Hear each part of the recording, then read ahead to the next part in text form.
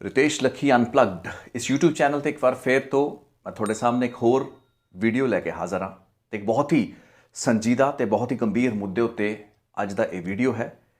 ਇਸ ਵੀਡੀਓ ਦੇ ਵਿੱਚ ਅਸੀਂ ਗੱਲ ਕਰਨ ਜਾ ਰਹੇ ਹਾਂ ਪੰਜਾਬ ਅਤੇ ਹਰਿਆਣਾ ਹਾਈ ਕੋਰਟ ਦੇ 9 ਅਪ੍ਰੈਲ 2021 ਦੇ ਉਸ ਫੈਸਲੇ ਦੀ ਜਿਸ ਵਿੱਚ ਕਿ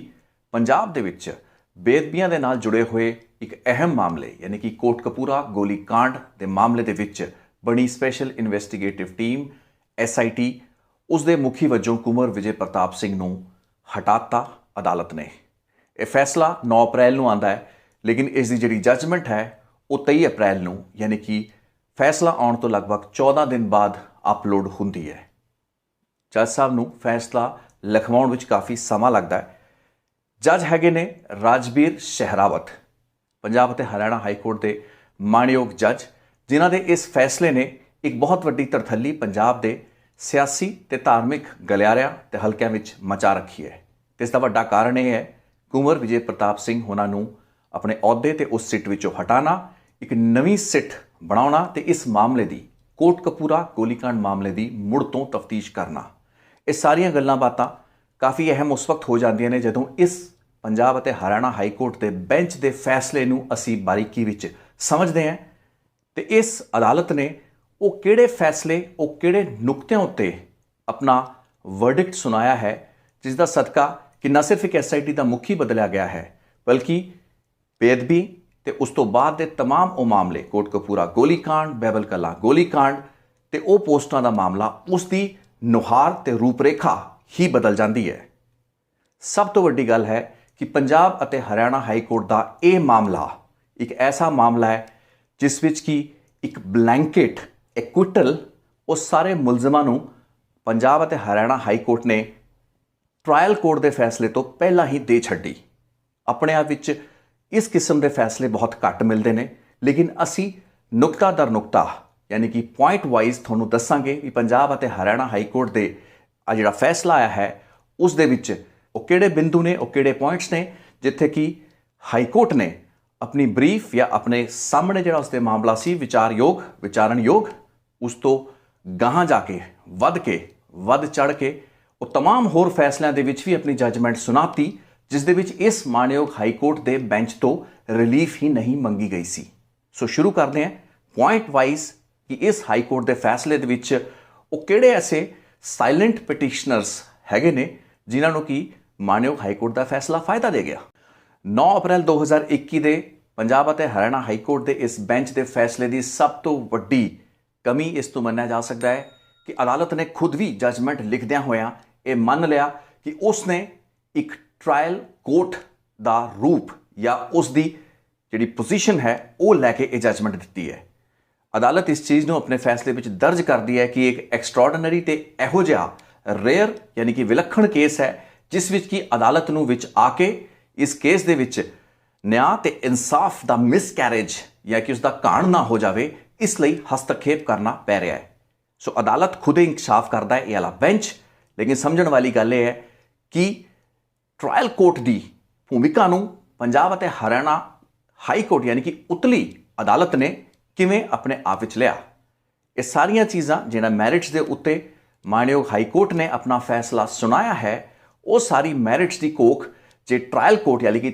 हेठली अदालत एडिशनल सैशन जज की उस अदालत विच हुंदी जिस विच कि ये मामला ते इस दे चलान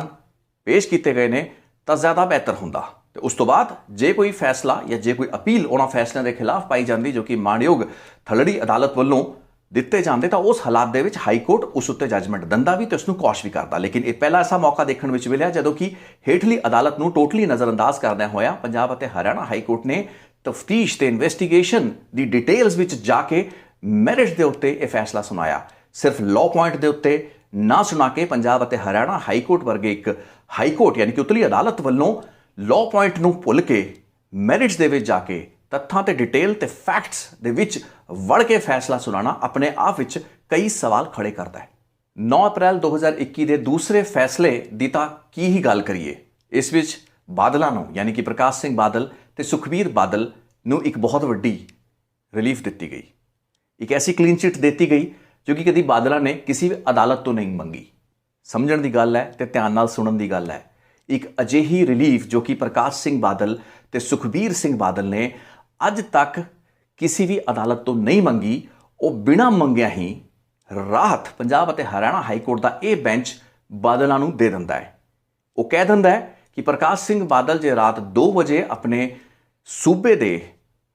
ਐਡਮਿਨਿਸਟ੍ਰੇਟਿਵ ਅਧਿਕਾਰੀਆਂ ਨਾਲ, ਪ੍ਰਸ਼ਾਸਨਿਕ ਅਧਿਕਾਰੀਆਂ ਨਾਲ ਜਾਂ ਅਫਸਰਾਂ ਨਾਲ ਗੱਲ ਕਰ ਰਹੇ ਸਨ ਤਾਂ ਉਹਨਾਂ ਦਾ ਕੰਮ ਸੀ, ਉਸ ਨੂੰ ਉਹਨੂੰ ਕਰਨਾ ਪੈਣਾ ਸੀ, ਤੇ ਜੋ ਕਰ ਰਹੇ ਸੀ ਤਾਂ ਬਹੁਤ ਚੰਗਾ ਕਰ ਰਹੇ ਸੀ, ਤੇ ਜੇ ਨਹੀਂ ਕੀਤਾ ਹੁੰਦਾ ਤਾਂ ਫਿਰ ਉਹਨਾਂ ਤੇ ਤਹਿਮਤ ਇਹ ਲੱਗਦੀ ਵੀ ਪੰਜਾਬ ਦੇ ਵਿੱਚ ਅੱਗ ਲੱਗੀ ਹੋਈ ਸੀ ਤੇ ਪ੍ਰਕਾਸ਼ ਸਿੰਘ ਬਾਦਲ ਸੁੱਤਾ ਪਿਆ ਸੀ।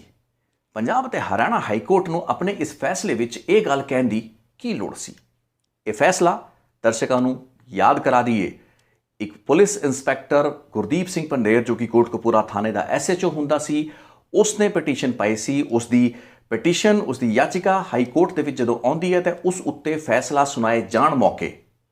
ਇਹ ਫੈਸਲਾ ਸੁਣਾਇਆ ਜਾਂਦਾ ਹੈ। ਹਾਈ ਕੋਰਟ ਦੀ ਇਸ ਟਿੱਪਣੀ ਤੇ ਆਬਜ਼ਰਵੇਸ਼ਨ ਨੂੰ, ਜਿਸ ਵਿੱਚ ਕਿ ਉਹਨਾਂ ਨੇ ਬਾਦਲਾਂ ਨੂੰ ਕਲੀਨ ਚਿੱਟ ਦਿੱਤੀ, ਪ੍ਰਕਾਸ਼ ਸਿੰਘ ਬਾਦਲ ਦੀ ਰਾਤ 2 ਵਜੇ ਦੀ ਗੱਲਬਾਤ ਨੂੰ ਅਪਰਾਧਿਕ ਸਾਜ਼ਿਸ਼ ਦੇ ਦਾਇਰੇ 'ਚੋਂ ਕੱਢ ਕੇ ਇੱਕ ਕਲੀਨ ਚਿੱਟ ਦਿੰਦਿਆਂ ਹੋਇਆ ਹਾਈ ਕੋਰਟ ਨੇ ਆਪਣਾ ਇੱਕ ਸਰਟੀਫਿਕੇਟ ਜਾਰੀ ਕਰਤਾ, ਉਸ ਨੂੰ ਆਮ ਤਰੀਕੇ ਨਾਲ ਨਾ ਲਿਆ ਜਾਵੇ, ਕਿਉਂਕਿ ਇਹ ਸਮਝਣ ਵਾਲੀ ਗੱਲ ਹੈ ਕਿ ਅਦਾਲਤ ਦੇ ਸਾਹਮਣੇ ਵਿਚਾਰਧੀਨ ਜਿਹੜਾ ਮਾਮਲਾ ਸੀ ਉਹ ਇਹ ਨਹੀਂ ਸੀ। ਉਹਨਾਂ ਦੇ ਸਾਹਮਣੇ ਗੁਰਦੀਪ ਸਿੰਘ ਪੰਡੇਰ ਦੀ ਪਟੀਸ਼ਨ ਸੀ, ਲੇਕਿਨ ਕੀ ਕਾਰਨ ਸੀ ਵੀ ਬਾਦਲਾਂ ਨੂੰ ਕਲੀਨ ਚਿੱਟ ਦੇ ਕੇ ਉਹਨਾਂ ਨੇ ਆਉਣ ਵਾਲੀ ਸਿੱਟ ਲਈ ਵੀ ਕਈ ਨਵੀਆਂ ਚੁਣੌਤੀਆਂ ਖੜੀਆਂ ਕਰਤੀਆਂ ਨੇ। 9 ਅਪ੍ਰੈਲ ਦੇ ਇਸ ਫੈਸਲੇ ਦੇ ਵਿੱਚ ਹਾਈ ਕੋਰਟ ਨੇ ਜਿਹੜੀਆਂ ਆਬਜ਼ਰਵੇਸ਼ਨ ਦਿੱਤੀਆਂ ਉਹਨਾਂ ਵਿੱਚੋਂ ਇੱਕ ਚੀਜ਼ ਹੋਰ ਸਾਫ਼ ਹੁੰਦੀ ਹੈ, ਜਾਂ ਉਹ ਚੀਜ਼ ਬਾਰ-ਬਾਰ ਉੱਭਰ ਕੇ ਇੱਕ ਲਾਈਨ ਤੋਂ ਬਾਅਦ ਦੇਖਣ ਨੂੰ, ਸਮਝਣ ਨੂੰ ਤੇ ਕੋਖਣ ਨੂੰ ਮਿਲਦੀ ਹੈ। ਉਹ ਇਹ ਹੈ ਕਿ ਜੇ ਇੱਕ ਪਾਸੇ ਕੁੰਵਰ ਵਿਜੇ ਪ੍ਰਤਾਪ ਸਿੰਘ ਦੀ ਭੂਮਿਕਾ ਬਾਦਲਾਂ ਅਤੇ 2015 ਦੇ ਉਸ ਪੁਲਿਸ ਤੰਤਰ ਜੋ ਕਿ ਕੋਟਕਪੂਰਾ ਦੇ ਉਸ ਚੌਂਕ ਦੇ ਵਿੱਚ ਲਾਅ ਐਂਡ ਆਰਡਰ ਨੂੰ ਮੇਨਟੇਨ ਕਰ ਰਿਹਾ ਸੀ, ਉਸ ਦੇ ਖਿਲਾਫ ਇੱਕ ਪੱਖਪਾਤਪੂਰਨ ਰਵੱਈਏ ਤੋਂ ਪ੍ਰਭਾਵਿਤ ਸੀ, ਤਾਂ ਇਸ ਅਦਾਲਤ ਨੇ ਵੀ ਇੱਕ ਬਿਲਕੁਲ ਕੰਟਰਰੀ ਪੋਜੀਸ਼ਨ, ਯਾਨੀ ਕਿ ਬਿਲਕੁਲ ਉਸ ਤੋਂ ਉਲਟ ਪੋਜੀਸ਼ਨ ਲਈ। ਅਦਾਲਤ ਦਾ ਅਮੂਮਨ ਕੰਮ ਇੱਕ ਨਿਊਟਰਲ ਪੋਜੀਸ਼ਨ ਲੈ ਕੇ ਚੱਲਣਾ ਹੁੰਦਾ ਹੈ, ਲੇਕਿਨ ਜੇ ਕੁੰਵਰ ਵਿਜੇ ਪ੍ਰਤਾਪ ਸਿੰਘ, ਪ੍ਰਕਾਸ਼ ਸਿੰਘ ਬਾਦਲ, ਸੁਖਬੀਰ ਬਾਦਲ ਜਾਂ ਫਿਰ 2015 ਦੇ ਕੋਟਕਪੂਰਾ ਚੌਂਕ ਦੀ ਉਸ ਘਟਨਾ ਦੇ ਦੌਰਾਨ ਉਸ ਚੌਂਕ ਦੇ ਵਿੱਚ ਲਾਅ ਐਂਡ ਆਰਡਰ ਮੇਨਟੇਨ ਕਰਨ ਵਾਲੇ ਪੁਲਿਸ ਅਧਿਕਾਰੀ, ਅਫਸਰਾਂ, ਕਰਮਚਾਰੀਆਂ ਦੇ ਖਿਲਾਫ ਇੱਕ ਪੱਖਪਾਤ ਰਵੱਈਏ ਤੋਂ ਪ੍ਰਭਾਵਿਤ ਸੀ, ਤਾਂ ਫਿਰ ਇਸ ਅਦਾਲਤ ਦੀ ਹਰ ਪੈਰੇ ਤੇ ਹਰ ਲਾਈਨ ਵਿੱਚ ਲਿਖੀ ਹੋਈ ਗੱਲ ਕਿਤੇ ਨਾ ਕਿਤੇ ਕੁੰਵਰ ਵਿਜੇ ਪ੍ਰਤਾਪ ਸਿੰਘ ਦੇ ਖਿਲਾਫ, ਜਾਂ ਫਿਰ ਆਪਾਂ ਕਹਿ ਲਈਏ ਵੀ ਬਾਦਲਾਂ ਅਤੇ ਉਹਨਾਂ ਪੁਲਿਸ ਅਧਿਕਾਰੀਆਂ ਜਾਂ ਮੁਲਜ਼ਮਾਂ ਦੇ ਹੱਕ ਵਿੱਚ ਭੁਗਤਦੀ ਹੈ। ਸੋ ਜੇ ਕੁੰਵਰ ਵਿਜੇ ਪ੍ਰਤਾਪ ਸਿੰਘ ਪੱਖਪਾਤ ਰਵੱਈਏ ਨਾਲ ਜਾਂ ਨੀਅਤ ਨਾਲ ਕੰਮ ਕਰ ਰਹੇ ਸੀ, ਤਾਂ ਇਸ ਜੱਜਮੈਂਟ ਦੇ ਵਿੱਚ ਵੀ ਉਸ ਦੇ ਬਿਲਕੁਲ ਉਲਟ ਜਾ ਕੇ ਉਸ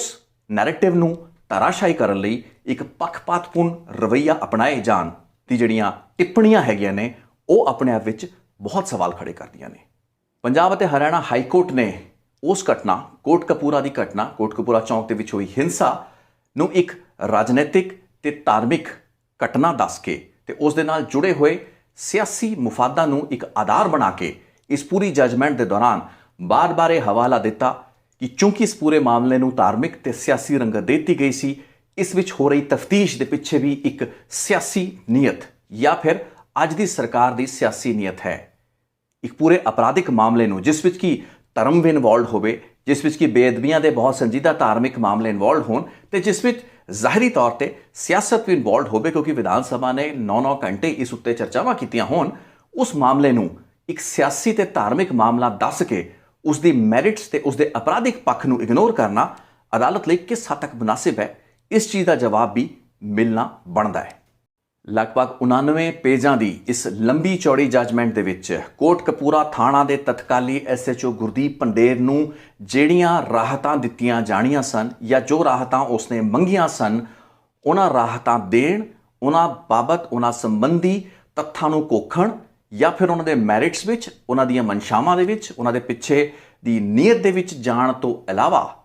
ਪੰਜਾਬ ਅਤੇ ਹਰਿਆਣਾ ਹਾਈ ਕੋਰਟ ਦੇ ਇਸ ਬੈਂਚ ਦੇ ਫੈਸਲੇ ਵਿੱਚ ਜਿਹੜੀ ਗੱਲ ਬਾਰ-ਬਾਰ ਉੱਭਰ ਕੇ ਸਾਹਮਣੇ ਆ ਰਹੀ ਹੈ, ਉਹ ਇਹ ਹੈ ਕਿ ਇਹ ਫੈਸਲਾ, ਇਸ ਦਾ ਲਗਭਗ ਹਰ ਦੂਸਰਾ ਜਾਂ ਚੌਥਾ ਪੈਰਾਗ੍ਰਾਫ ਇੱਕ ਕ੍ਰਿਟੀਕਲ ਐਸੇ ਵਾਂਗ ਹੈ। ਕੁੰਵਰ ਵਿਜੇ ਪ੍ਰਤਾਪ ਸਿੰਘ SIT ਦੇ ਮੁਖੀ ਨੂੰ ਪੰਡਣ ਜਾਂ ਫਿਰ ਉਸ ਦੇ ਖਿਲਾਫ ਜਿਹੜੇ ਵੀ ਅਣਗਹਿਲੀਆਂ ਕਹਿ ਲਓ, ਕਮਜ਼ੋਰੀਆਂ ਕਹਿ ਲਓ, ਕਮੀਆਂ, ਖਾਮੀਆਂ ਉਹਦੀ ਤਫਤੀਸ਼ ਵਿੱਚ ਰਹੀਆਂ ਹੋ ਸਕਦੀਆਂ ਨੇ, ਕਿਉਂਕਿ ਇਸ ਚੀਜ਼ ਤੋਂ ਮੈਂ ਮੁਨਕਰ ਨਹੀਂ ਹੋ ਸਕਦਾ ਕਿ ਤਫਤੀਸ਼ ਦੇ ਵਿੱਚ ਕਮੀਆਂ ਖਾਮੀਆਂ ਨਹੀਂ ਹੋ ਸਕਦੀਆਂ, ਦੁੱਧ ਦਾ ਧੁਲਿਆ ਹੋਇਆ ਕੁੰਵਰ ਵਿਜੇ ਪ੍ਰਤਾਪ ਨੂੰ ਮੈਂ ਬਿਲਕੁਲ ਹੀ ਨਹੀਂ ਕਹਿ ਸਕਦਾ, ਕਿਉਂਕਿ ਉਹਨਾਂ ਦੀ ਪੜਤਾਲ ਦੇ ਵਿੱਚ ਕੁਝ ਬਹੁਤ ਹੀ ਮੁੱਢਲੇ ਪੱਧਰ ਦੀ ਕਮੀਆਂ ਖਾਮੀਆਂ ਰਹੀਆਂ ਹੋ ਸਕਦੀਆਂ ਨੇ। ਲੇਕਿਨ ਪੰਜਾਬ ਅਤੇ ਹਰਿਆਣਾ ਹਾਈਕੋਰਟ ਦੀ ਇਸ ਜੱਜਮੈਂਟ ਦੇ ਵਿੱਚ ਇੱਕ ਤੋਂ ਬਾਅਦ ਇੱਕ ਪੈਰੇ ਦੇ ਵਿੱਚ ਕੁੰਵਰ ਵਿਜੇ ਪ੍ਰਤਾਪ ਸਿੰਘ ਨੂੰ ਐਵੇਂ ਭੰਡਿਆ ਗਿਆ ਜਿਵੇਂ ਇਹ ਪੂਰੀ ਪਟੀਸ਼ਨ ਗੁਰਦੀਪ ਪੰਡੇਰ ਨੂੰ ਰਿਆਇਤ ਦੇਣ ਦੀ ਨਹੀਂ, ਬਲਕਿ ਕੁੰਵਰ ਵਿਜੇ ਪ੍ਰਤਾਪ ਸਿੰਘ ਨੂੰ ਫਾਹੇ ਲਾਉਣ ਦੀ ਸੀ। ਕਿਉਂਕਿ ਅਦਾਲਤ ਨੇ ਜੋ ਕੁਝ ਕੁੰਵਰ ਵਿਜੇ ਪ੍ਰਤਾਪ ਸਿੰਘ ਦੇ ਸੰਦਰਭ ਵਿੱਚ ਕਿਹਾ ਹੈ ਉਹ ਕਿਸੇ ਸਟ੍ਰਕਚਰ ਤੋਂ ਘੱਟ ਨਹੀਂ ਹੈ। ਮੈਨੂੰ ਹੈਰਾਨੀ ਇਸ ਗੱਲ ਦੀ ਹੈ ਵੀ ਹਾਈ ਕੋਰਟ ਨੇ ਕੁੰਵਰ ਵਿਜੇ ਪ੍ਰਤਾਪ ਸਿੰਘ ਨੂੰ ਇੰਨੀ ਮਾੜੀ ਇਨਵੈਸਟੀਗੇਸ਼ਨ ਜੋ ਕਿ ਹਾਈ ਕੋਰਟ ਕਹਿ ਰਹੀ ਹੈ ਉਹਨਾਂ ਨੇ ਕੀਤੀ, ਉਸ ਲਈ ਸਜ਼ਾ ਹੀ ਕਿਉਂ ਨਹੀਂ ਲਾ ਸਕਦੀ ਸੀ। ਇੱਕ ਹੋਰ ਬੇहद ਜ਼ਰੂਰੀ ਆਬਜ਼ਰਵੇਸ਼ਨ ਇਸ ਹਾਈ ਕੋਰਟ ਦੇ ਫੈਸਲੇ ਲਈ ਬਹੁਤ ਜ਼ਿਆਦਾ ਧਿਆਨ ਦੇਣ ਯੋਗ ਹੈ, ਉਹ ਹੈ ਜਿਸ ਤਰੀਕੇ ਨਾਲ ਪੰਜਾਬ ਅਤੇ ਹਰਿਆਣਾ ਹਾਈ ਕੋਰਟ ਨੇ SIT 5 ਮੈਂਬਰਾਂ ਦੀ SIT ਦਰਸ਼ਕਾਂ ਨੂੰ ਯਾਦ ਦਿਵਾ ਦਈਏ 2018 ਦੇ ਵਿੱਚ ਵਿਧਾਨ ਸਭਾ ਦੇ ਵਿੱਚ ਮਤਾ ਪਾਏ ਜਾਣ ਤੇ ਸਰਕਾਰ ਦੀ ਨੋਟੀਫਿਕੇਸ਼ਨ ਤੋਂ ਬਾਅਦ 5 ਮੈਂਬਰਾਂ ਦੀ ਇੱਕ SIT ਬਣੀ ਸੀ, ਜਿਸ ਦੇ ਮੁਖੀ ਸਨ Prabodh Kumar, director of bureau investigation. ਉਸ ਵਕਤ ਦੇ ਤਤਕਾਲੀ ਕੁੰਵਰ ਵਿਜੇ ਪ੍ਰਤਾਪ ਸਿੰਘ, ਅਰੁਣਪਾਲ ਸਿੰਘ ਉਸ ਟੀਮ ਦੇ ਮੈਂਬਰ ਸਨ। ਉਸ ਤੋਂ ਇਲਾਵਾ 2 ਹੋਰ ਅਧਿਕਾਰੀ ਸਨ, ਜਿਸ ਵਿੱਚ ਕਿ ਸਤਿੰਦਰ ਸਿੰਘ ਤੇ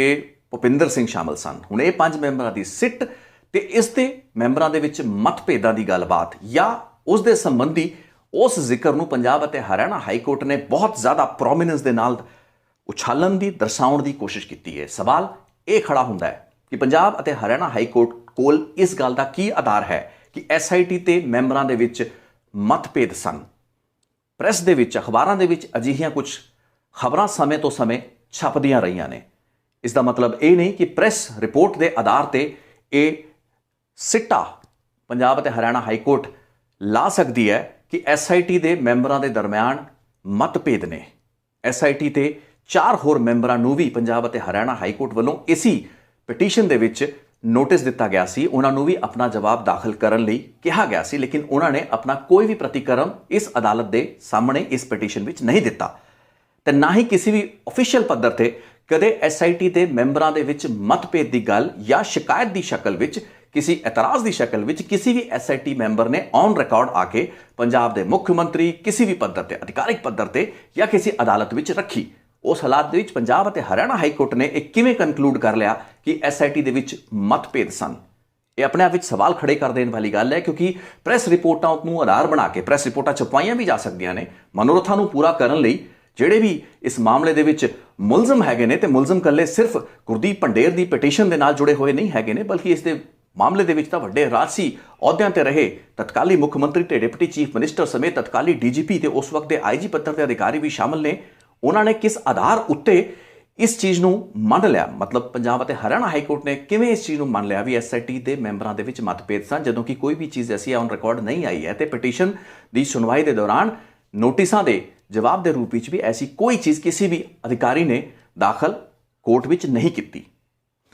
ਇਸ ਦੇ ਨਾਲ ਇੱਕ ਜੁੜਦਾ ਹੋਇਆ ਹੋਰ ਬਹੁਤ ਹੀ ਅਹਿਮ ਬਿੰਦੂ ਹੈ ਜੋ ਕਿ ਬਿਲਕੁਲ ਨਾਲ ਜੁੜਦਾ ਹੈ, ਕਿਉਂਕਿ ਅਸੀਂ ਗੱਲ ਕਰ ਰਹੇ ਹਾਂ ਕਿ SIT ਦੇ ਵਿੱਚ ਮਤਭੇਦ ਸਨ। ਐਸੇ ਸਵਾਲ ਤੇ ਐਸੇ ਸੰਸ਼ੇ ਵੀ ਪੈਦਾ ਕੀਤੇ ਗਏ ਜਾਂ ਖੜੇ ਕੀਤੇ ਗਏ।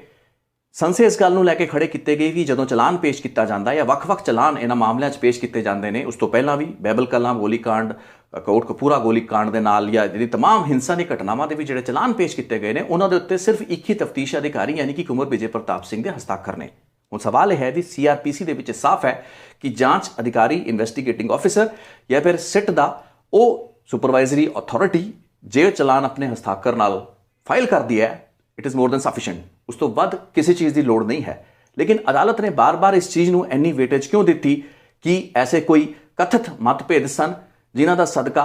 There was a difference of opinion, यानी कि अपनी ਜਿਹੜੀ ਗੱਲਬਾਤ ਜਾਂ ਆਪਣੀ ਸੋਚ, ਆਪਣੇ ਨਜ਼ਰੀਏ ਦਾ ਫਰਕ ਸੀ, ਜਿਸ ਦੇ ਚੱਲਦਿਆਂ ਕੁਝ SIT ਮੈਂਬਰ ਕੁੰਵਰ ਵਿਜੇ ਪ੍ਰਤਾਪ ਦੀ ਪੜਤਾਲ ਦੇ ਨਾਲ ਸਹਿਮਤ ਨਹੀਂ ਸਨ। ਹੁਣ ਇਹ ਗੱਲ ਇੱਕ ਹਾਈਪੋਥੈਟੀਕਲ ਗੱਲਬਾਤ ਹੈ ਤੇ ਇਹਦਾ ਕੋਈ ਵੱਡਾ ਆਧਾਰ ਜਾਂ ਕੋਈ ਮਜ਼ਬੂਤ ਪੁਖਤਾ ਆਧਾਰ ਹੋਏ ਬਿਨਾ ਜੇ ਹਾਈ ਕੋਰਟ ਨੇ ਆਪਣੀ ਆਬਜ਼ਰਵੇਸ਼ਨ ਦੇ ਵਿੱਚ ਇਹ ਗੱਲ ਕਹਿਤੀ ਤਾਂ ਜ਼ਾਹਿਰੀ ਤੌਰ ਤੇ ਉਸਨੇ ਸਿੱਟ ਨੂੰ ਭੰਗ ਕਰਨ ਜਾਂ ਸਿੱਟ ਨੂੰ ਸਕ੍ਰੈਪ ਕਰਨ ਦੇ ਮਨੋਰਥ ਨਾਲ ਇੱਕ ਬਹੁਤ ਵੱਡੀ ਇਨਸੀਨੂਏਸ਼ਨ ਕਾਸਟ ਕਰਤੀ ਹੈ, ਜਿਸ ਦਾ ਕੋਈ ਵੀ ਅਧਿਕਾਰ ਜਾਂ ਆਧਾਰ ਉਹਨਾਂ ਕੋਲ ਸ਼ਾਇਦ ਨਹੀਂ ਸੀ ਹੋਣਾ ਚਾਹੀਦਾ, ਲੇਕਿਨ ਇਹ ਹੋਇਆ। ਸੋ ਇੱਕ ਹੋਰ ਸਵਾਲ ਹਾਈ ਕੋਰਟ ਦੇ ਇਸ ਫੈਸਲੇ ਤੇ ਖੜਾ ਹੁੰਦਾ ਹੈ। ਹੁਣ ਇਸ ਫੈਸਲੇ ਤੋਂ ਇੱਕ ਹੋਰ ਬਹੁਤ ਹੀ ਅਹਿਮ ਸਵਾਲ ਖੜਾ ਹੁੰਦਾ ਹੈ ਕਿ ਜਿਹੜੀਆਂ ਕੰਡੀਸ਼ਨਸ ਯਾਨੀ ਕਿ ਜਿਹੜੀਆਂ ਸ਼ਰਤਾਂ ਪੰਜਾਬ ਤੇ ਹਰਿਆਣਾ ਹਾਈ ਕੋਰਟ ਦੇ ਇਸ ਬੈਂਚ ਨੇ ਇਸ ਫੈਸਲੇ, ਇਸ ਪਟੀਸ਼ਨ, ਇੱਕ ਅਕਿਊਜ਼ਡ, ਇੱਕ ਮੁਲਜ਼ਮ ਦੀ ਪਟੀਸ਼ਨ ਦੀ ਸੁਣਵਾਈ ਦੇ ਦੌਰਾਨ ਇੱਕ ਨਵੀਂ ਸਿੱਟ ਗਠਿਤ ਕਰਕੇ ਜਾਂ ਫਿਰ ਪੁਰਾਣੀ ਸਿੱਟ ਨੂੰ ਭੰਗ ਕਰਕੇ ਜਿਹੜੀਆਂ ਸ਼ਰਤਾਂ ਉਸ ਸਿੱਟ ਦੇ ਸਾਹਮਣੇ ਰੱਖੀਆਂ ਜਾਂਦੀਆਂ ਨੇ ਉਸ ਦੇ ਵਿੱਚ ਸਾਰੇ ਸਿੱਟ ਦੇ ਮੈਂਬਰਾਂ ਵੱਲੋਂ ਸਾਈਨ ਕਰਨਾ, ਉਸ ਪੂਰੀ ਜਾਂਚ ਪੜਤਾਲ ਦੀ ਕੋਈ ਵੀ ਜਾਣਕਾਰੀ ਪੋਲੀਟੀਕਲ ਜਾਂ ਐਗਜ਼ੈਕਟਿਵ ਨੂੰ ਯਾਨੀ ਕਿ ਐਡਮਿਨਿਸਟ੍ਰੇਟਿਵ ਲੈਵਲ ਤੇ ਕਿਸੇ ਨੂੰ ਨਾ ਦੇਣਾ ਤੇ ਸਿਰਫ ਅਦਾਲਤ ਦੇ ਵਿੱਚ ਹੀ ਉਹ ਸਾਰੀ ਜਾਣਕਾਰੀ ਜਾਂ ਰਿਪੋਰਟ ਦਾਖਲ ਕਰਨਾ। ਤੇ ਕਈ ਐਸੀਆਂ ਚੀਜ਼ਾਂ ਜਾਂ ਕੰਡੀਸ਼ਨਸ ਲਾਈਆਂ ਗਈਆਂ ਨੇ ਜੋ ਕਿ ਸੰਸੇ ਖੜੇ ਕਰਦੀਆਂ ਨੇ, ਸਵਾਲ ਖੜੇ ਕਰਦੀਆਂ ਨੇ ਕਿ ਆਖਿਰ ਕੀ ਪੰਜਾਬ ਅਤੇ ਹਰਿਆਣਾ ਹਾਈ ਕੋਰਟ ਇਸ ਤਰੀਕੇ ਨਾਲ ਇੱਕ SIT ਨੂੰ ਲੀਡ ਕਰ ਸਕਦਾ ਹੈ, ਕਿਉਂਕਿ ਸੰਸੇ ਪਹਿਲਾਂ ਵੀ ਖੜੇ ਨੇ ਤੇ CRPC ਬੜਾ ਕਲੀਅਰ ਹੈ ਕਿ ਚਲਾਨ ਫਾਈਲ ਤਫਤੀਸ਼ੀ ਅਧਿਕਾਰੀ ਵੱਲੋਂ ਉਹਦੇ ਹਸਤਾਖਰ ਹੇਠ ਹੋਏਗਾ। ਉਸ ਦੇ ਲਈ ਕਿਸੇ ਵੀ ਪੰਚਾਇਤੀ ਫੈਸਲਿਆਂ ਦੀ ਜਾਂ ਫਿਰ ਕੌਨਕਰੈਂਸ ਦੀ ਲੋੜ ਨਹੀਂ ਹੈ। ਚਲੋ ਹਾਈ ਕੋਰਟ ਨੇ ਇਹ ਜੇ ਕਰਤਾ ਤਾਂ ਕਰਤਾ, ਆਪਣੇ ਵਿਜ਼ਡਮ ਦੇ ਵਿੱਚ ਮਾਣਯੋਗ ਅਦਾਲਤ ਨੇ ਜੇ ਫੈਸਲਾ ਸੁਣਾਤਾ ਤਾਂ ਸੁਣਾਤਾ, ਲੇਕਿਨ ਸਵਾਲ ਇਹੀ ਖੜਾ ਹੁੰਦਾ ਹੈ ਕਿ ਇਸ ਕਿਸਮ ਦੀਆਂ ਕੰਡੀਸ਼ਨਸ ਲੇ ਕਰਨ ਦੀ ਲੋੜ ਕੀ ਸੀ? ਕਿ ਗੁਰਦੀਪ ਪੰਡੇਰ ਨੇ ਕੁੰਵਰ ਵਿਜੇ ਪ੍ਰਤਾਪ ਦੀ ਅਗਵਾਈ ਹੇਠ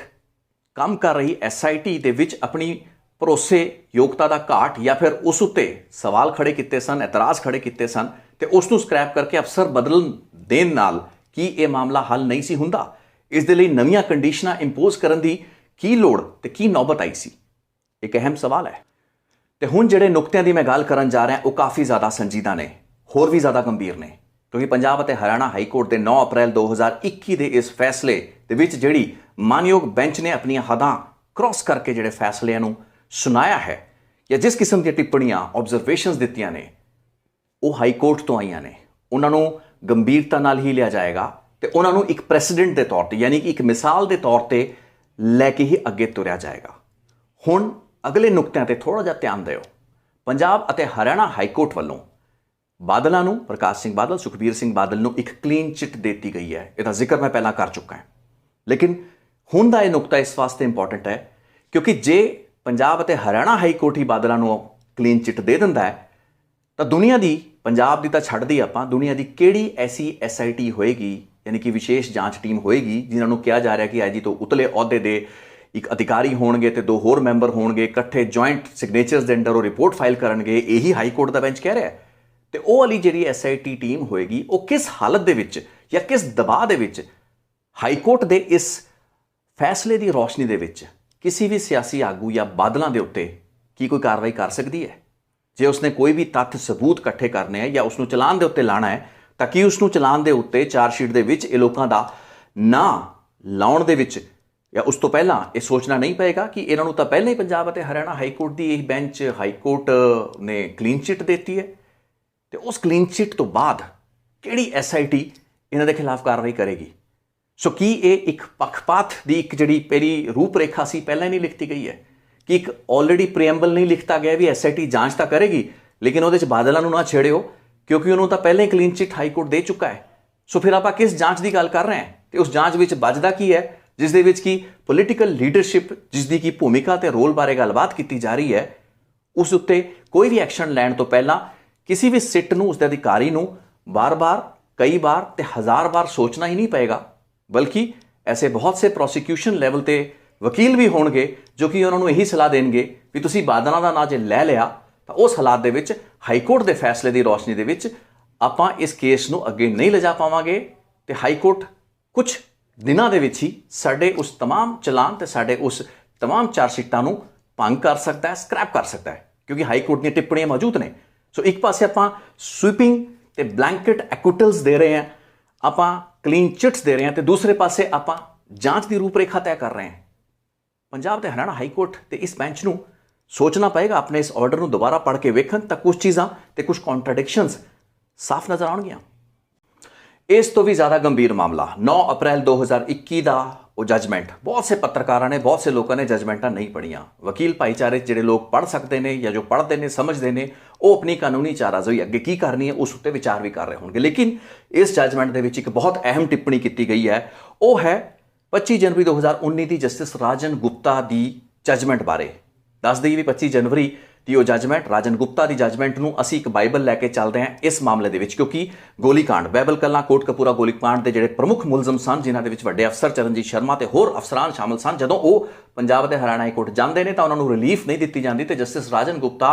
ਇੱਕ ਐਸਾ ਫੈਸਲਾ ਸੁਣਾਉਂਦੇ ਨੇ ਜਿਸ ਵਿੱਚ ਕਿ ਨਾ ਸਿਰਫ ਉਹਨਾਂ ਦੇ ਜਿਹੜੀ ਪਟੀਸ਼ਨਸ ਨੇ ਉਹਨਾਂ ਨੂੰ ਖਾਰਜ ਕਰਤਾ ਜਾਂਦਾ ਹੈ, ਰੱਦ ਕਰਤਾ ਜਾਂਦਾ ਹੈ, ਬਲਕਿ CBI ਦੀ ਇੱਕ ਵੱਖਰੇ 3 ਮਾਮਲਿਆਂ ਦੇ ਵਿੱਚ, ਬੇਅਦਬੀ ਦੇ ਮਾਮਲਿਆਂ ਦੇ ਵਿੱਚ ਜਾਂਚ ਨੂੰ ਵੀ ਵਾਪਸ ਬੁਲਾ ਲਿਆ ਜਾਂਦਾ ਹੈ। ਲੇਕਿਨ ਇਹ ਜੱਜਮੈਂਟ ਜਸਟਿਸ ਰਾਜਵੀਰ ਸ਼ੇਰਾਵਤ ਦੀ ਇਹ ਜਜਮੈਂਟ ਉਸ ਜਜਮੈਂਟ ਉੱਤੇ ਸਵਾਲ ਖੜਾ ਕਰਦੀ ਹੈ ਤੇ ਇਹ ਵੀ ਕਹਿ ਦਿੰਦੀ ਹੈ ਵੀ ਜਸਟਿਸ ਰਾਜਨ ਗੁਪਤਾ ਦੀ ਜਜਮੈਂਟ ਨੂੰ ਜ਼ਿਆਦਾ ਕ੍ਰੈਡੈਂਸ ਇਸ ਹਾਲਾਤ ਦੇ ਵਿੱਚ ਨਹੀਂ ਦਿੱਤੀ ਜਾ ਸਕਦੀ। ਉਹ ਇੱਕ ਖਾਸ ਕੇਸ ਵਿਸ਼ੇਸ਼ ਜਾਂ ਹਾਲਾਤ ਵਿਸ਼ੇਸ਼ ਦੇ ਵਿੱਚ ਦਿੱਤੀ ਗਈ ਜਜਮੈਂਟ ਸੀ ਤੇ ਉਸ ਮਾਮਲੇ ਵਿੱਚ ਵੀ ਜਦੋਂ ਮਾਮਲੇ ਨੂੰ ਚੁਣੌਤੀ ਸੁਪਰੀਮ ਕੋਰਟ ਦੇ ਪੱਧਰ ਤੱਕ ਦਿੱਤੀ ਗਈ ਤਾਂ ਟੈਕਨੀਕਲ ਤੇ ਸਿਰਫ ਪਿਓਰਲੀ ਟੈਕਨੀਕਲ ਗਰਾਊਂਡਸ ਦੇ ਉੱਤੇ ਲਾਅ ਪੁਆਇੰਟ ਨੂੰ ਨਾ ਛੇੜੇ ਬਗੈਰ ਉਸ ਰਿਲੀਫ ਨੂੰ ਨਹੀਂ ਦਿੱਤਾ ਗਿਆ ਅਕਿਊਜ਼ ਨੂੰ। ਕਹਿਣ ਦਾ ਮਤਲਬ ਸਿੱਧਾ ਤੇ ਸਿੱਧਾ ਇਹੀ ਹੈ ਕਿ ਰਾਜਨ ਗੁਪਤਾ ਦੀ ਜਿਹੜੀ ਜਜਮੈਂਟ ਹੈ ਉਸ ਨੂੰ ਜਸਟਿਸ ਰਾਜਵੀਰ ਸ਼ੇਰਾਵਤ ਦੀ ਅਦਾਲਤ ਨੇ ਕ੍ਰੈਡੈਂਸ ਨਹੀਂ ਦਿੱਤੀ ਹੈ ਤੇ ਉਹੀ ਜਜਮੈਂਟ ਹੈ ਜਿਸ ਦਾ ਸਦਕਾ CBI ਤੋਂ ਬੇਅਦਬੀ ਦੀਆਂ ਜਾਂਚਾਂ ਵਾਪਸ ਆਈਆਂ ਸਨ। ਸੋ ਜੇ ਇੱਕ ਕੋਆਰਡੀਨੇਟ ਬੈਂਚ ਯਾਨੀ ਕਿ ਜਸਟਿਸ ਸ਼ੇਰਾਵਤ ਦਾ ਬੈਂਚ ਜਸਟਿਸ ਰਾਜਨ ਗੁਪਤਾ ਦੀ ਉਸ ਜਜਮੈਂਟ ਨੂੰ ਵੇਟੇਜ ਦੇਣ ਨੂੰ ਤਿਆਰ ਨਹੀਂ ਹੈ ਜਿਸ ਦਾ ਸਦਕਾ ਅਸੀਂ CBI ਮਾਮਲਿਆਂ ਦੀ ਜਾਂਚ ਵਾਪਸ ਲਈ ਹੈ, ਜਿਸ ਉੱਤੇ ਕਿ CBI ਨੂੰ ਇਤਰਾਜ਼ ਰਿਹਾ ਹੈ, ਜਿਸ ਉੱਤੇ CBI ਨੇ ਢਿੱਲੇ ਦਾ ਜ਼ੋਰ ਸੁਪਰੀਮ ਕੋਰਟ ਤੱਕ ਲਾਇਆ ਹੈ, ਉਹ ਜਾਂਚ ਨੂੰ ਆਪਣੇ ਹੱਥੋਂ ਨਾ ਜਾਣ ਦੇਣ ਦੇ ਵਿੱਚ ਕੀ ਇਸ ਜਜਮੈਂਟ ਦਾ ਇੱਕ ਮਾੜਾ ਅਸਰ ਉਸ ਤੇ ਨਹੀਂ ਪੈ ਸਕਦਾ ਤੇ CBI ਇਸ ਜਜਮੈਂਟ ਨੂੰ ਬੇਸ ਬਣਾ ਕੇ ਸੁਪਰੀਮ ਕੋਰਟ ਜਾਂ ਫਿਰ ਪੰਜਾਬ ਅਤੇ ਹਰਿਆਣਾ ਹਾਈ ਕੋਰਟ ਵਿੱਚ ਹੀ ਦੁਬਾਰਾ ਇਹ ਤਕਰੀਰ ਨਹੀਂ ਕਰ ਸਕਦੀ ਵੀ ਬੇਅਦਬੀ ਦੇ ਮਾਮਲੇ ਦੀ ਜਾਂਚ ਅਸੀਂ ਹੀ ਕਰਾਂਗੇ ਕਿਉਂਕਿ ਉਹਨਾਂ ਨੇ ਤਾਂ ਡੇਰਾ ਸੱਚਾ ਸੌਦਾ ਨੂੰ ਕਲੀਨ ਚਿੱਟ ਦੇ ਦਿੱਤੀ ਹੈ। ਸੋ ਇਹ ਬਹੁਤ ਹੀ ਗੰਭੀਰ ਤੇ ਟੈਕਨੀਕਲ ਪੁਆਇੰਟ ਹੈ। ਇਸ ਅਦਾਲਤ ਦੇ ਇਸ ਫੈਸਲੇ ਦੇ ਨਾਲ ਬੇਅਦਬੀਆਂ ਦੇ ਮਾਮਲਿਆਂ ਦੇ ਵਿੱਚ CBI ਤੋਂ ਵਾਪਸ ਲੈ ਕੇ ਜਾਂਚ ਉੱਤੇ ਵੀ ਸਵਾਲ ਖੜੇ ਹੁੰਦੇ ਨੇ, ਹੋ ਸਕਦੇ ਨੇ ਤੇ ਆਉਣ ਵਾਲੇ ਸਮੇਂ 'ਚ ਕੋਈ ਇਸ ਦਾ ਫਾਇਦਾ ਨਜਾਇਜ਼ ਤੌਰ ਤੇ ਚੁੱਕ ਸਕਦਾ ਹੈ। ਤੇ ਇੱਕ ਬੇहद ਅਹਿਮ ਨੁਕਤਾ, ਆਖਰੀ ਨੁਕਤਾ ਮੈਂ ਕਹਾਂਗਾ ਸਾਡੀ ਇਸ ਕ੍ਰਿਟੀਕਲ ਐਗਜ਼ਾਮੀਨੇਸ਼ਨ, ਇਸ ਜਜਮੈਂਟ ਦਾ ਕ੍ਰਿਟੀਕਲ ਐਗਜ਼ਾਮੀਨੇਸ਼ਨ ਪੰਜਾਬ ਅਤੇ ਹਰਿਆਣਾ ਹਾਈ ਕੋਰਟ ਦੇ ਜਸਟਿਸ ਰਾਜਵੀਰ ਸ਼ੇਰਾਵਤ ਦੇ ਇਸ ਫੈਸਲੇ ਦਾ ਇੱਕ ਕ੍ਰਿਟੀਕਲ ਐਗਜ਼ਾਮੀਨੇਸ਼ਨ ਜਦੋਂ ਮੈਂ ਕਰ ਰਿਹਾ ਉਸ ਦੇ ਵਿੱਚ ਸਭ ਤੋਂ ਅਹਿਮ ਨੁਕਤਾ ਹੈ ਬਾਈਬਲ ਕਲਾ ਫਾਇਰਿੰਗ ਬਾਰੇ ਕੀਤੀ ਗਈ ਟਿੱਪਣੀ। ਇਸ ਜਜਮੈਂਟ ਦੇ ਵਿੱਚ ਜੋ ਕਿ ਕੋਟਕਪੂਰਾ ਦੇ ਚੌਂਕ ਦੀ ਉਸ ਘਟਨਾ ਦੇ ਨਾਲ ਹੈਂਡਲ ਜਾਂ ਡੀਲ ਕਰ ਰਹੀ ਸੀ, ਜਿਸ ਵਿੱਚ ਕਿ ਚੌਂਕ ਨੂੰ ਖਾਲੀ ਕਰਾਏ ਜਾਣ ਲਈ ਪੁਲਿਸ ਦਾ ਜਿਹੜਾ ਬਲ ਪ੍ਰਯੋਗ ਕੀਤਾ ਗਿਆ ਉਹ ਕਿੰਨਾ ਸਹੀ, ਵਾਜਬ ਸੀ, ਗੈਰ ਵਾਜਬ ਸੀ, ਉਸ ਦੀ ਜਾਂਚ SIT ਕਰ ਰਹੀ ਸੀ। ਉਸ ਤੋਂ ਪਹਿਲਾਂ ਪੰਜਾਬ ਪੁਲਿਸ ਕੋਲੋਂ ਜਾਂਚ ਸੀ। ਇਹ तमाम ਫੈਕਟਸ ਦੇ ਵਿੱਚ ਜਾਂਦਿਆਂ ਹੋਇਆਂ ਜਦੋਂ ਇੱਕ ਨਾਲ ਜੁੜੇ ਹੋਏ, ਬਿਲਕੁਲ ਨਾਲ ਜੁੜਿਆ ਹੋਇਆ ਨਹੀਂ ਬਲਕਿ ਇੱਕ ਵੱਖਰੀ FIR ਨੰਬਰ 130 ਬਾਈਬਲ ਕਲਾਂ ਜੋ ਕਿ ਕੋਟਕਪੂਰਾ ਤੋਂ ਕੁਝ ਕਿਲੋਮੀਟਰ ਦੂਰ ਹੈ, ਉੱਥੇ ਘਟਨਾ ਜਿਸ ਵਿੱਚ ਕਿ 2 ਸਿੰਘ ਮਾਰੇ ਜਾਂਦੇ ਨੇ, ਪੁਲਿਸ ਫਾਇਰਿੰਗ ਕਰਦੀ ਹੈ, ਅਨਪ੍ਰੋਵੋਕਡ ਫਾਇਰਿੰਗ ਹੁੰਦੀ ਹੈ, ਉਸ ਦੇ ਵਿੱਚ ਇਸ ਬੈਂਚ ਨੇ ਇੱਕ ਬਹੁਤ ਹੀ ਅਹਿਮ ਨੁਕਤਾ ਤੇ ਸਵਾਲ ਖੜਾ ਕਰਤਾ ਹੈ। ਉਹ ਟਿੱਪਣੀ ਆਬਜ਼ਰਵੇਸ਼ਨ ਬਹੁਤ ਧਿਆਨ ਦੇਣ ਵਾਲੀ ਹੈ। ਕੋਰਟ ਨੇ ਇਹ ਕਹਿਤਾ ਕਿ ਜਿਹੜੀ FIR 130 ਬਾਈਬਲ ਕਲਾਂ ਮਾਮਲੇ 'ਚ ਦਰਜ ਹੋਈ ਸੀ, 302 IPC ਦਾ ਜਿਹੜਾ ਸੈਕਸ਼ਨ ਯਾਨੀ ਕਿ ਕਤਲ ਦੀ ਜਿਹੜੀ ਇੱਕ ਪ੍ਰੋਵੀਜ਼ਨ ਹੁੰਦੀ ਹੈ ਸਾਡੇ CRPC IPC ਦੇ ਵਿੱਚ, ਉਸ ਨੂੰ 21 ਅਕਤੂਬਰ 2015 ਨੂੰ ਯਾਨੀ ਕਿ 14 ਅਕਤੂਬਰ ਨੂੰ ਬਾਈਬਲ ਕਲਾਂ ਗੋਲੀ ਚੱਲਦੀ ਹੈ, 2 ਸਿੰਘ 14 ਅਕਤੂਬਰ ਨੂੰ ਹੀ ਮਾਰਤੇ ਜਾਂਦੇ ਨੇ ਜਾਂ ਸ਼ਹੀਦ ਹੋ ਜਾਂਦੇ ਨੇ। ਲੇਕਿਨ ਉਸ ਘਟਨਾ ਤੋਂ 7 ਦਿਨ ਬਾਅਦ 302 ਦਾ ਜਿਹੜਾ ਸੈਕਸ਼ਨ ਐਡ ਕੀਤਾ ਗਿਆ ਉਹ ਲੋਕਾਂ ਦੀਆਂ ਭਾਵਨਾਵਾਂ ਤੇ ਜਨਤਾ ਦੇ ਜਿਹੜੇ ਸੈਂਟੀਮੈਂਟ ਸਨ, ਉਹਨਾਂ ਦੇ ਜਿਹੜੇ ਧਾਰਮਿਕ ਉਨਮਾਦ ਉਹਨਾਂ ਦੇ ਵਿੱਚ ਸੀ ਜਾਂ ਜਿਹੜੇ ਧਾਰਮਿਕ ਉਹਨਾਂ ਦੀ ਭਾਵਨਾਵਾਂ ਸਨ, ਉਹਨਾਂ ਨੂੰ ਧਿਆਨ ਵਿੱਚ ਰੱਖਦਿਆਂ ਹੋਇਆਂ 302 ਦਾ ਸੈਕਸ਼ਨ ਐਡ ਕੀਤਾ ਗਿਆ। ਹਾਈ ਕੋਰਟ ਨੇ ਇਸ ਫੈਸਲੇ ਦੇ ਵਿੱਚ ਇਸ ਉੱਤੇ ਇੱਕ ਵਿਸ਼ੇਸ਼ ਸਵਾਲ ਖੜਾ ਕੀਤਾ ਹੈ ਕਿ ਕਾਨੂੰਨ ਆਪਣਾ ਰਸਤਾ ਵੇਖਦਾ ਹੈ, law takes it's on course, ਲੇਕਿਨ ਅਸੀਂ ਲੋਕਾਂ ਦੇ ਦਬਾਅ ਦੇ ਵਿੱਚ, ਲੋਕਾਂ ਦੀਆਂ ਭਾਵਨਾਵਾਂ ਦੇ ਦਬਾਅ ਦੇ ਵਿੱਚ ਜਾਂ ਉਹਨਾਂ ਦੇ ਨਾਲ ਬਹਿ ਕੇ ਕਾਨੂੰਨੀ ਫੈਸਲੇ, ਅਦਾਲਤੀ ਫੈਸਲੇ ਨਹੀਂ ਲੈ ਸਕਦੇ। ਤੇ ਕਿਤੇ ਨਾ ਕਿਤੇ ਉਹਨਾਂ ਨੇ ਸਵਾਲ ਇਹ ਵੀ ਖੜਾ ਕਰਤਾ ਵੀ ਜਿਹੜਾ 302 ਦਾ ਸੈਕਸ਼ਨ ਸੀ ਇਹ ਵੀ ਪਬਲਿਕ ਪ੍ਰੈਸ਼ਰ ਜਾਂ ਸੈਂਟੀਮੈਂਟਸ ਦੇ ਤਹਿਤ ਹੀ ਇਨਕੋਰਪੋਰੇਟ ਕੀਤਾ ਗਿਆ। ਹੁਣ ਦੱਸ ਦਈਏ ਵੀ 14 ਅਕਤੂਬਰ ਨੂੰ ਜਿਹੜੀ 2 ਸਿੰਘਾਂ ਨੂੰ ਮਾਰਤਾ ਜਾਂਦਾ, ਚਰਨਜੀਤ ਸ਼ਰਮਾ ਮੌਕੇ ਤੇ ਪਹੁੰਚਦੇ ਨੇ, ਉਹਨਾਂ ਦੀ miss handling of the situation ਦੇ ਵਿੱਚ 2 ਸਿੰਘ ਮਾਰੇ ਜਾਂਦੇ ਨੇ, ਅਸੌਲਟ ਰਾਈਫਲਾਂ ਦੇ ਨਾਲ ਉਹਨਾਂ ਤੇ ਗੋਲੀਆਂ ਮਾਰੀਆਂ ਜਾਂਦੀਆਂ ਨੇ। ਉਸ ਤੋਂ ਬਾਅਦ 7 ਦਿਨ ਉਸ ਪੂਰੇ ਮਾਮਲੇ ਦੇ ਵਿੱਚ 302 ਸੈਕਸ਼ਨ ਨਹੀਂ ਸੀ, 307 ਸੈਕਸ਼ਨ ਦੇ ਤਹਿਤ ਉਸ ਦੀ ਇਨਵੈਸਟੀਗੇਸ਼ਨ ਕੀਤੀ ਜਾ ਰਹੀ ਸੀ। ਸੋ ਇਰਾਦਾ ਹੈ ਕਤਲ ਦੇ ਤਹਿਤ 7 ਦਿਨ ਤੱਕ ਉਹ ਮਾਮਲੇ ਦੀ ਇਨਵੈਸਟੀਗੇਸ਼ਨ ਹੁੰਦੀ ਹੈ ਤੇ 21 ਤਰੀਕ ਨੂੰ ਜਦੋਂ ਦਬਾਅ ਵੱਧਦਾ ਉਸ ਵਕਤ ਅਕਾਲੀ ਸਰਕਾਰ ਤੇ ਪੂਰਾ ਮਾਮਲਾ ਆਪਣੇ ਆਪਾਂ ਕਹਿ ਸਕਦੇ ਕੰਟਰੋਲ ਚੋਂ ਬਾਹਰ ਹੁੰਦਾ ਨਜ਼ਰ ਆਉਂਦਾ ਹੈ ਤੇ ਦਬਾਅ ਦੇ ਹੇਠ 21 ਤਰੀਕ ਨੂੰ FIR ਦਰਜ ਕੀਤੀ ਜਾਂਦੀ ਹੈ ਜੋ ਕਿ ਡਿਊ ਕੋਰਸ ਦੇ ਵਿੱਚ 14 ਅਕਤੂਬਰ ਨੂੰ ਹੀ ਦਰਜ ਹੋ ਜਾਣੀ ਚਾਹੀਦੀ ਸੀ ਤੇ 14 ਅਕਤੂਬਰ ਨੂੰ 302 ਦਾ ਸੈਕਸ਼ਨ ਉਸ 'ਚ ਐਡ ਹੋ ਜਾਣਾ ਚਾਹੀਦਾ ਸੀ ਕਿਉਂਕਿ ਅਸੌਲਟਾਂ ਦੇ ਨਾਲ ਗੋਲੀ ਲਾ ਕੇ ਮੌਤ ਹੋਈ ਸੀ। ਤਾਂ ਮਾਨਯੋਗ ਹਾਈ ਕੋਰਟ ਦਾ ਇਹ ਬੈਂਚ ਇਸ ਚੀਜ਼ ਨੂੰ ਪਬਲਿਕ ਪ੍ਰੈਸ਼ਰ ਦੇ ਨਾਲ ਜਾਂ ਧਾਰਮਿਕ ਭਾਵਨਾਵਾਂ ਦੇ ਦਬਾਅ ਹੇਠ ਲਿਆ ਗਿਆ ਫੈਸਲਾ ਕਿਵੇਂ ਦੱਸ ਸਕਦਾ ਹੈ? 2 ਲੋਕਾਂ ਦੀ ਮੌਤ, ਅਸੌਲਟ ਰਾਈਫਲਾਂ ਦੇ ਵਿੱਚੋਂ ਚੱਲੀਆਂ ਗੋਲੀਆਂ ਤੇ ਉਸ ਨੂੰ ਹਾਈ ਕੋਰਟ ਕਹਿ ਰਿਹਾ ਵੀ ਲੋਕਾਂ ਦੇ ਦਬਾਅ ਹੇਠ 302 ਸੈਕਸ਼ਨ ਐਡ ਕਰਤਾ ਗਿਆ। ਹੁਣ ਇਹਦੀ ਗੰਭੀਰਤਾ ਸਮਝ ਲੈਂਦੇ ਹਾਂ। ਇਹ ਸਿਰਫ ਟਿੱਪਣੀ ਨਹੀਂ ਹੈ, ਆਬਜ਼ਰਵੇਸ਼ਨ ਨਹੀਂ ਹੈ, ਕਿਉਂਕਿ ਉਹੀ SIT ਕੁੰਵਰ ਵਿਜੇ ਪ੍ਰਤਾਪ ਦੀ ਬਾਈਬਲ ਕਲਾਂ ਦੀ ਹੀ ਮਾਮਲਿਆਂ ਦੀ ਜਾਂਚ ਵੀ ਕਰ ਰਹੀ ਸੀ। ਉਸ ਦੇ ਵਿੱਚ ਹੋਰ ਵੀ ਉਹਦੇ ਨਾਲ ਅਫਸਰ ਸ਼ਾਮਲ ਸਨ ਤੇ ਬਾਈਬਲ ਕਲਾਂ फायरिंग के मामले में, जो कि ज़्यादा गंभीर तो सब तो गंभीर मामला मैं मानदा, क्योंकि 2 सिंह इस मारे गए सन, उस दे विच जदों संबंधित अदालतां ने फैसले लैणे होणगे थलड़ी अदालतां 'च, क्योंकि उन्हां विच भी चलान पेश किए गए हैगे ने, उस वक्त की हाईकोर्ट का ये ऑबजरवेशन भी, ये तो सब कुछ सियासी ते धार्मिक दबाव ते सेंटीमेंटलिज्म दे विच आके हो रहा सी कि ये करोड़ा नहीं बनेगा तो इस केस नूं डैमेज नहीं करेगा, कि इस किस्म दी टिप्पणियां शोभदियां सन। गुरदीप भंडेर कोटकपुरा चौंक दा थाणेदार SHO मानयोग हाईकोर्ट तो एक रिलीफ मंग रहा है। तोनू कुंवर विजय प्रताप सिंह दी कार्रवाई, उसकी जांच ते भरोसा नहीं है, उसकी नीयत ते शक है, तुसीं वो रिलीफ भंडेर नूं दे सकते हो, लेकिन उस दे विच तुसीं बैबल कलां हैंडल कर जाते हो। तुसीं उसी फैसले दे विच जस्टिस राजन गुप्ता दी CBI तो जांच वापस मंगवाए जाण वाले, जिहदे बेदबी मामलों की पड़ताल वापस ले जाण वाले फैसले उत्ते सवाल खड़े कर जाते हो। तुसीं उस फैसले दे विच बादलों नूं क्लीन चिट दे जाते हो। तुसीं उस फैसले दे विच किन्ना कुछ कर जाते हो, या किन्ने इशूज़ नूं इकट्ठा हैंडल कर जाते हो। ये फैक्ट है कि कुंवर विजय प्रताप सिंह ने इस पूरी इन्वेस्टिगेशन के दौरान विच एक शक्तिमान बनने की कोशिश की, एक सिंघम बनने की कोशिश की हो सकती है। तो जो इस अदालत के बेंच ने भी टिप्पणी की है, मैं इस चीज़ को मान सकता भी कुंवर विजय प्रताप सिंह जिस तरीके नाल अपना काम कर रहे सन, उस दे विच कई कमियां खामियां, तो हो सकता उन्होंने पड़ताल के भी कमियां खामियां होणगियां, लेकिन इस उत्ते कोई फैसला देना उस अदालत का, उस ट्रायल कोर्ट का काम सी, जिस विच कि उस संबंधी चार्जशीट ते चलान पए सन। तत्थां दे विच, फैक्ट्स दे विच, उन्हां दी मैरिट दे विच जाना साडे सबऑर्डीनेट कोर्ट्स का काम हुंदा, हाई कोर्ट का काम नहीं हुंदा। हाई कोर्ट लॉ पॉइंट्स के उत्ते जांदा है, तो जे वो फैसले थलड़ी अदालतां दे हुंदे, उन्होंने रिवर्स करना हुंदा, तो हाई कोर्ट के ये फैसले बहुत ही काबिल तारीफ हो सकते सन, सिर मत्थे ते लए जा सकते सन। लेकिन ये तो एक ऐसे फैसले दे विच एक मुलजम की पटीशन उत्ते पंजाब और हरियाणा हाई कोर्ट ने एडे एडे वड्डे सर्टिफिकेट मुलजमां नूं वंडते ने, तो SIT ते जांच अधिकारियों लिए एडी वड्डी चुनौतियां ते एडे वड्डे संसे खड़े करते ने, जिस तो बाद कि ये केस किसी सिरे लगेगा या किसी सिट्टे ते पहुँचेगा, इसकी आस लगभग खत्म समझी जाए। सियासतदान या मुख्यमंत्री थोनू कुछ भी कहते रहन, लेकिन fact of the matter is कि इस पूरी इन्वेस्टिगेशन, इस पूरे केसां